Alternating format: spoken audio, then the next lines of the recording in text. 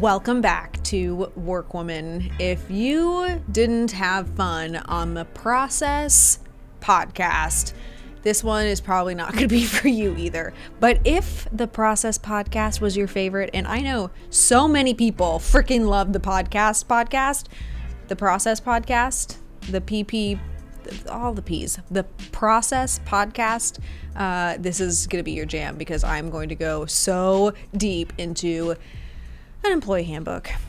Just for context, I think context is important.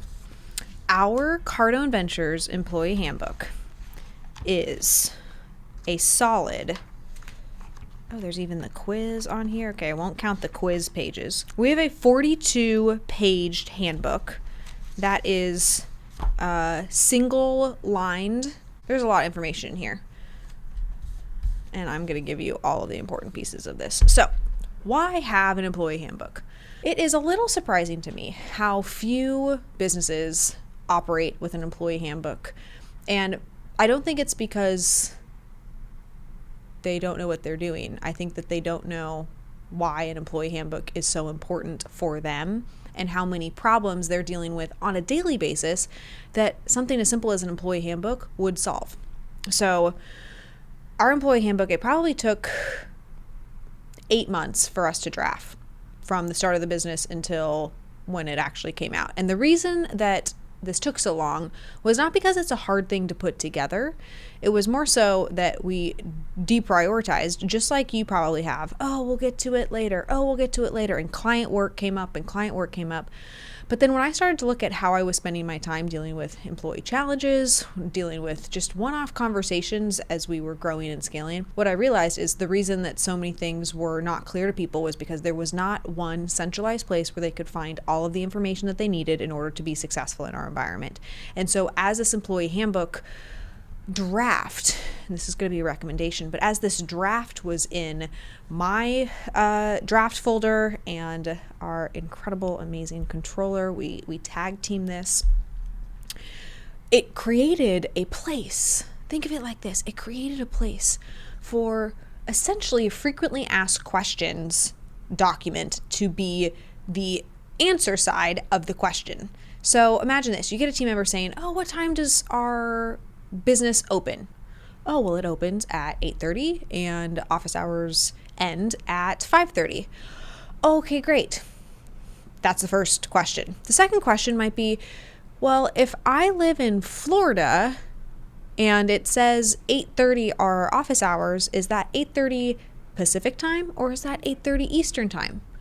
Oh, guess what? I can go right back into the employee handbook and update, oh, this is Pacific time, or this is Eastern time, or this is per whatever time the team member happens to be in. It creates this bucket. I love these buckets. It creates this bucket for any question or anything that's going wrong to be able to put it so you can handle that question one off in the moment, but all of these different random permutations of questions as your business grows and team members duplicate and there's tribal knowledge that isn't passed down fully, the handbook is the place where you put all of that and think of it as your greatest tool, that you want these questions for people to ask, because if somebody has a question, it's likely that most people had the same question, they just didn't ask it. And then you're able to just constantly update this and use this as a real place for people to go to look for anything that's new, but then also primarily bring on brand new team members so that they have the full alignment and everybody is clear on what the actual policies, procedures, rules, etc. are. So I'm going to get into the 5 things that your handbook absolutely must have, but they're not going to be the must-haves that you think of when you think of an employee handbook. So I'm going to go through those things first, like the nitty-gritty, the things that an employee handbook should always have so that there's clear policies in place from an HR standpoint, and then also just, creating clarity for everybody. But then there are 5 things that we do and use specifically the Cardone Ventures handbook for that really does help us use it as a tool instead of it just being this obsolete document that nobody actually reads. So things that it should include, an equal opportunity statement, and you actually need to have equal opportunities. Like our philosophy around anything I'm about to say is not just to cover your ass. It is actually to be an employer of choice. It's actually to treat your team members in a way that you view them as members of your team. And if you are creating a team and wanting to create a culture, you have to care about the people that you work with. You have to provide them with the ability to work in a place that is goal-oriented and that respects them. And so these things are not just like checklist items, although you need to have all of them, but you actually need to build a culture and an operational system and mechanism that allows for these things actually to be true in your environment. Some very few clients come through. I'm not going to say some because that's too broad of a statement. We've had a handful of clients that just try to use this as a way to get away with bad business practice. That is not what we use this for. That is not the type of guiding and advising that we have. If you run a bad or an unethical business or you treat your team members the wrong way, if I could figure out a way to turn this podcast off for you right now, I would do that. But if you do that, just actually live into these things, If you're going to write them down, you're going to put them in your business, actually treat your team members like members of your team. And I don't know about you, but when I played team sports, we wanted everybody to be successful. We wanted to create an environment that everybody could thrive in, could feel safe in, could be comfortable in. Those are tenets. Those are important pieces of a culture that a handbook can say certain things, but the way the environment is not just a representation of what's written down somewhere. The environment actually has to be structured around these things. So things like equal opportunity. You should be providing equal opportunities, but also state that this is something that is important to you so that there is clarity for everybody across the board that this is what type of organization we are made up of. For any sort of at-will statements, they should be put in here. Americans with Disability Act, personal safety, sexual harassment and how you handle sexual harassment in your organization, drug and alcohol policies. For us, our team members are not allowed to drink with our clients under any circumstance. And drugs are absolutely not permitted in the environment. We have to say that somewhere. We're not going to wait until somebody gets plowed at a Christmas party and then tell them, oh, it was a 2-drink minimum, and now we're not able to fire you because no one ever told you that there was a 2-drink minimum. No, it doesn't work like that. So put it in the handbook. Luckily, that didn't happen at Cardone Ventures. That was a different company. Weapons. You have to have a clear, especially what state you're in, and what happens in situations of violence in the workplace. These things are critical for you to certainly contact a lawyer and make sure that you have legal counsel, because state by state will vary depending on what you can or can't allow in the environment with weapons, etc. Basic attendance. So what does attendance look like? Do you allow work from home days? Do you allow flex days? Is it predominantly virtual? Do you expect people to be in their office? What time? Which gets into hours of work. You would think that this is straightforward. However, if you are operating in multiple time zones, I can promise you clarifying hours of work is important. Now, for our organization, we have never put time clocks in place because every single one of our team members is a salaried team member. So we do not have people clock in. We do not have people clock out.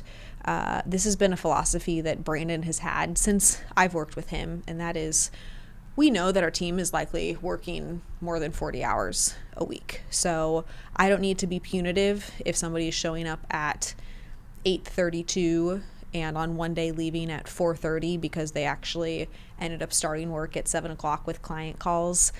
We just don't feel like the environment, we need to create a place where at exactly 8:30 you clock in and exactly 5:30 you clock out. Other people want more rigidity in their environment, and that's a form of discipline for them. That's fine. That's just not how we operate, and we find that our team members are more productive because they're able to have flexibility with their hours of work instead of being really constrained with that, and we get a significant amount more production. They actually work more hours.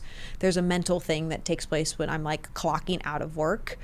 At 5:30, I'm out of work. Well, many of our team, in fact, if not all of them, hop onto their emails after they go home at night and hang out with their kids or do whatever they do, then continue working. But if I've just had them clock out and said that that's a requirement, what responsibility are they going to have at 8 o'clock to hop back on and continue working for another 90 minutes or so? So that's our philosophy around that. Again, you can structure yours differently, but I think providing our perspective is helpful.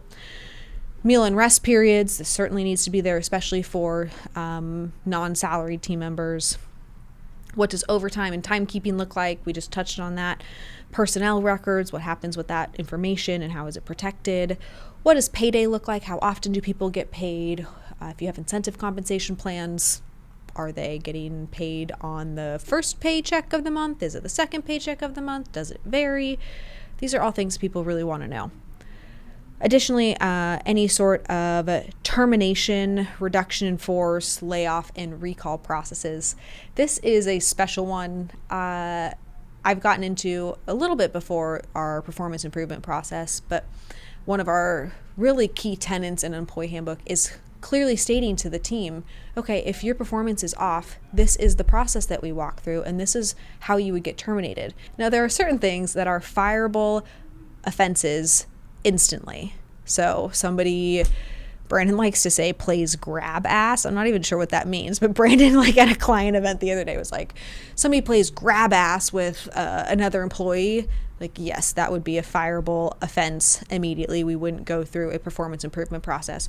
But it's really important as you're going through improving people's performance on the front end to have shared with them, hey, if you don't meet these marks, this is actually what's going to happen, so that they know that this is a real serious thing, that we're not just here to all enjoy each other's company and to hang out. Like, we are here to hit metrics, and if those metrics and objectives aren't being hit, this is what's going to happen. We're going to give you this chance, and then this conversation is going to happen, and then after that, it looks like termination. We have a very specific process that we follow, and I will share that with you sometime soon, depending if you guys want it. Let me know on that. Okay, I get really excited about employee handbooks. I'm like having a hard time breathing here, so I'm just going to breathe for just like a quick second. Okay, back to the excitement. Holidays. It's one of the first things people want to know is, what holidays do you take off? As a business owner, you might be all crotchety about this. It is what it is. People want to know what their days off are. So what paid holidays do you offer, and at what positions do you offer those at? What does vacation time look like? How do they request it? All of those fun things. Sick leave, disability leave, personal leave, bereavement leave, family and medical leave, military leave, all of the leaves. People need to know for all of the leaves what the process is, what are those requirements, and just throw them into your employee handbook. Paid time off, again, what is the process for how you request paid time off? Standards of conduct. Okay, those are going to be some of the main ones that we're going to touch on, because what I want to really touch on is the 5 things that we add on top of all of these things that really set us up for success with an employee handbook and make it a workable thing instead of just a document that collects dust.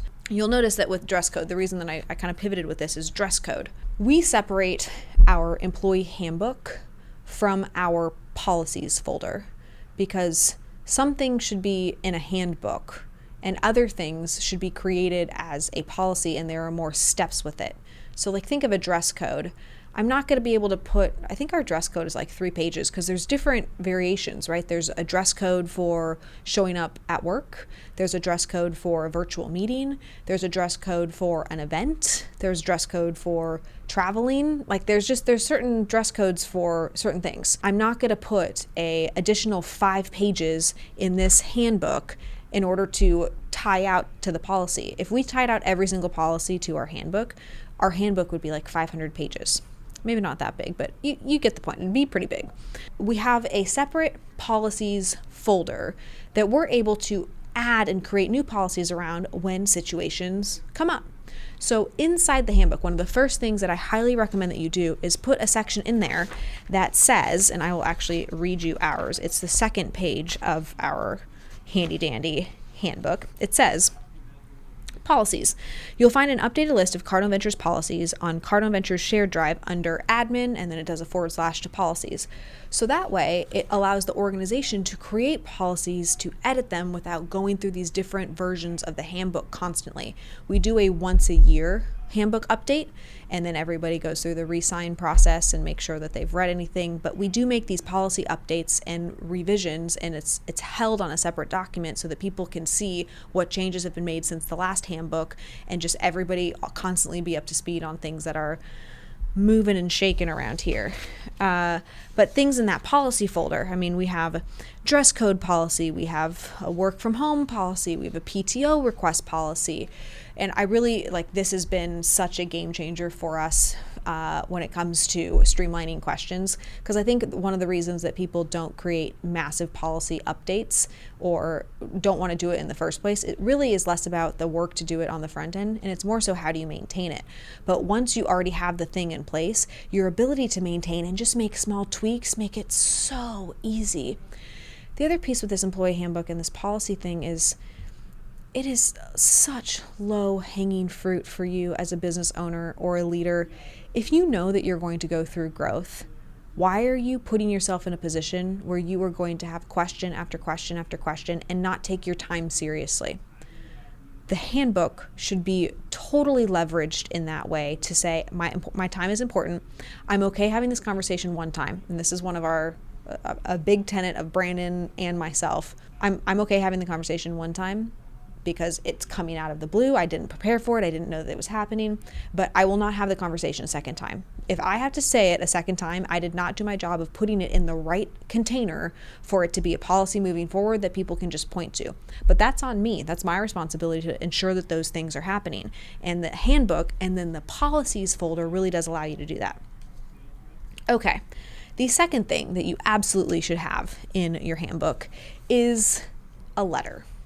Now, our letter is a letter from our fantastic CEO.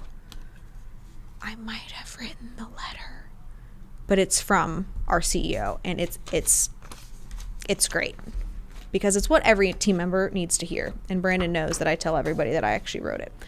And I think my signature is actually on it as well. Are you guys interested in having me read this letter? I think I should read this letter because it's important.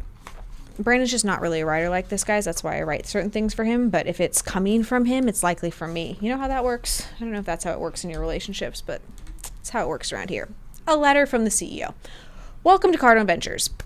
We are thrilled to have you join us on our mission to help business owners achieve their personal, professional, and financial goals through the growth of their businesses.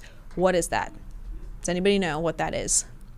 The first sentence of the letter is our mission statement. Our mission statement is all throughout this document. I'm going to get into that as one of the other tips, but everything should go back. You should not be able to say that enough. What is your mission? What is your mission? Where are you going? Especially from leadership team members, that is what team members need to know as soon as they open the first page of a handbook. Here at Cardone Ventures, we also make sure our employees' personal, professional, and financial goals are a priority. We are in this together. Our mission is out here to people. Our mission is external, but all of a sudden, how are we tying in the why we do what we do to our team members? That's why the sentence, we make sure our employees' personal, professional, and financial goals are a priority. We're in this together. It's wait a second, this is not just about somebody else. This is about all of us. This is how we can all contribute to create something. Next section. As you read through this handbook, I hope you get a sense of what Cardone Ventures is about and how important having an employee aligned with our culture and objectives is to us.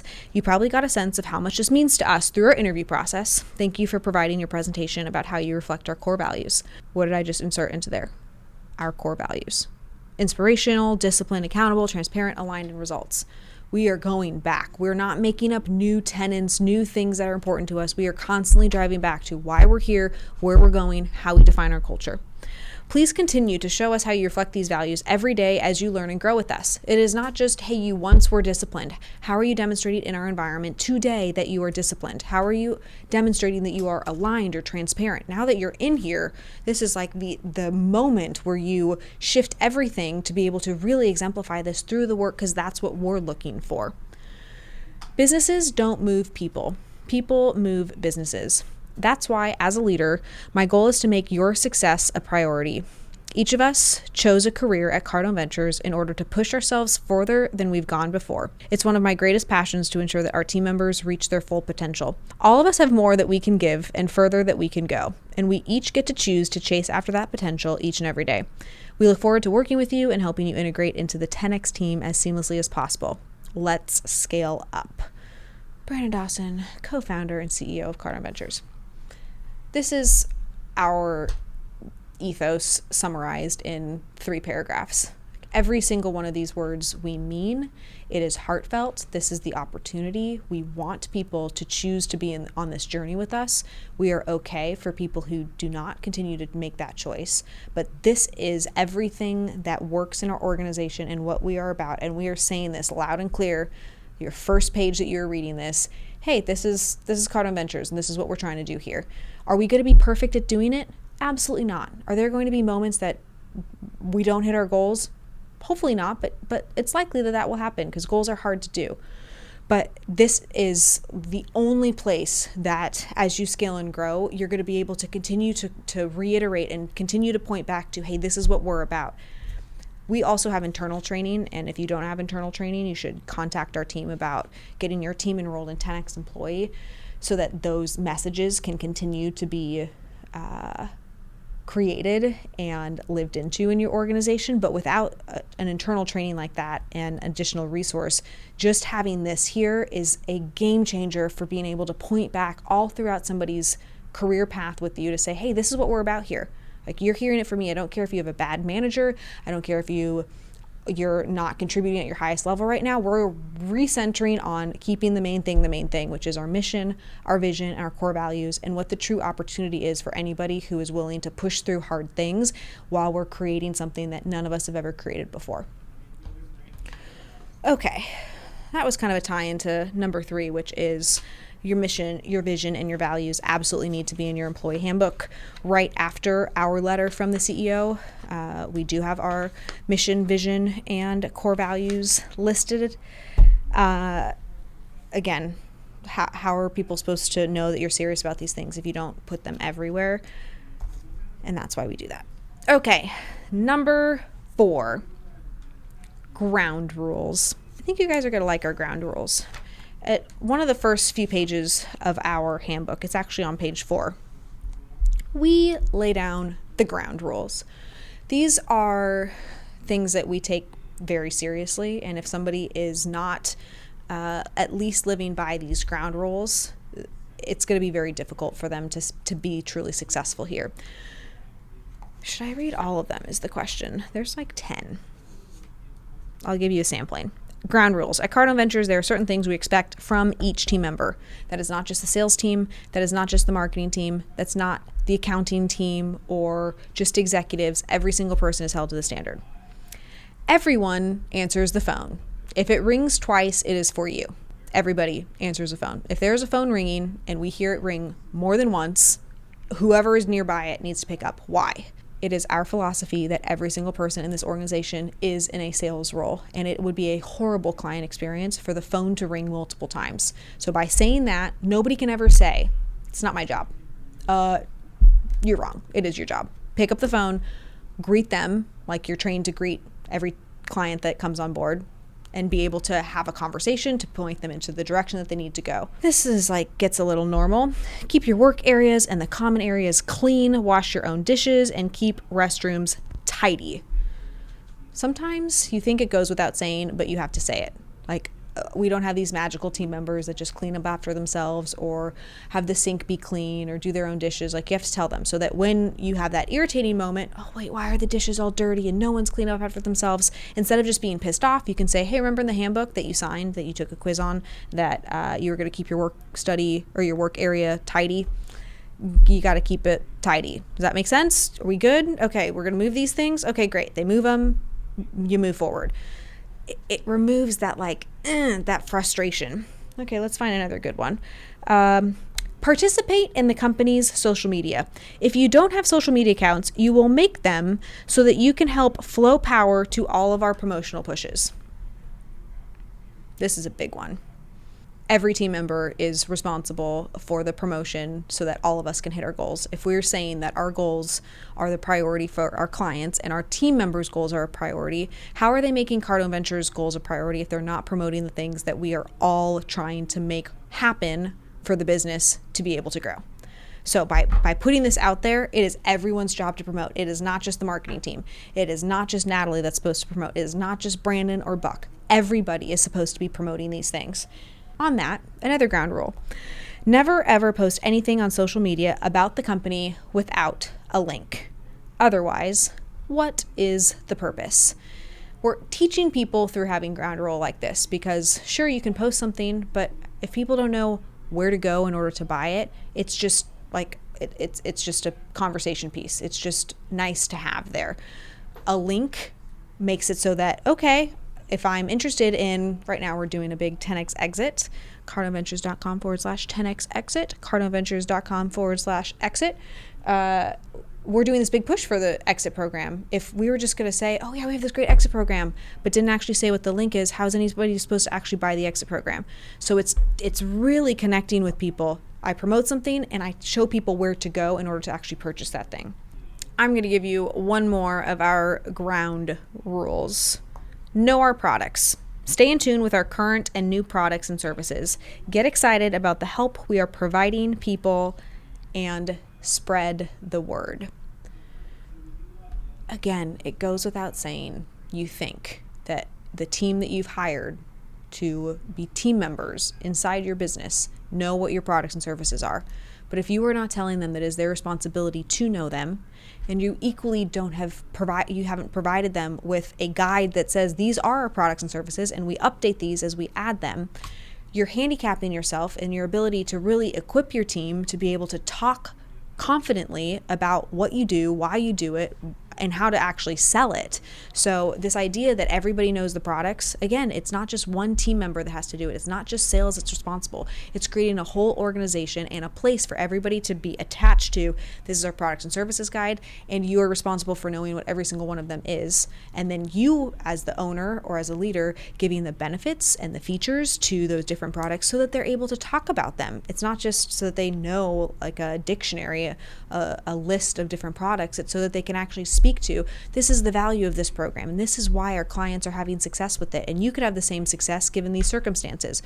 We have all of that mapped out, so it's just easy for people to be able to be successful. Because when Brandon in this letter says that it's our responsibility to make sure our employees' personal, professional, and financial goals are a priority for us, when he makes that statement, in order for us to do that, we have to teach people how they actually are able to make their goals happen. And that's by contributing and adding additional value.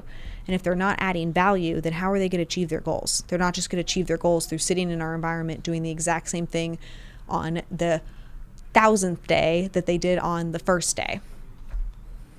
The last thing that should be a requirement for your employee handbook is a quiz. Guys, the employee quiz. Ours, I just recently updated this because I realized that a couple people that we had recently onboarded didn't know some very important information. But whose job is it that those new employees know very important information? Is it their manager's job? Or is it my job? Well, I take that as my job. Yes, could the manager have said something? Maybe, probably. But at the end of the day, if I didn't create a mechanism for that to be very clearly known in onboarding, then it's my job. It's my fault that that didn't take place. So our quiz gets updated whenever there's new information that we want somebody to know. So our quiz has 25 questions. Guys, I don't mess around. And another 15 questions in the policies side. So there's like an actual handbook quiz, and then there's a policies quiz. Handbook. One of the questions, all incoming employees are required to sign up for direct deposit. Is it true or false? Employees may keep company property indefinitely. That one's kind of a layup. This one, confidential or proprietary information includes, but is not limited to, business plans, strategies, budget, projections, forecasts, financial and operating information, business contracts, databases, and other employees' information. They actually would likely get this one incorrect because there are a variety of things that we don't include in this statement that we do include in the handbook. And the purpose is for them to know and study the handbook to be clear on those things. So some of them are a bit more difficult than others, and that is intentional. From a policies quiz, I'm a little bit of a stickler when it comes to our dress code and having our team represent our brand. So the first question on the policies quiz is, only black, blue, and gray are acceptable color attire at events. You let me know if you think that's true or false. Dress code applies both in office work and work from home environments. What else is a fun one? Cardone Ventures is pleased to offer each of our employees one work from home day per calendar year. You'd have to look that one up. Incentive compensation will be paid out on the second payroll of each month, the 20th of that month, the 20th paycheck. Is it true or false? If you worked in Cardone Ventures, you would know.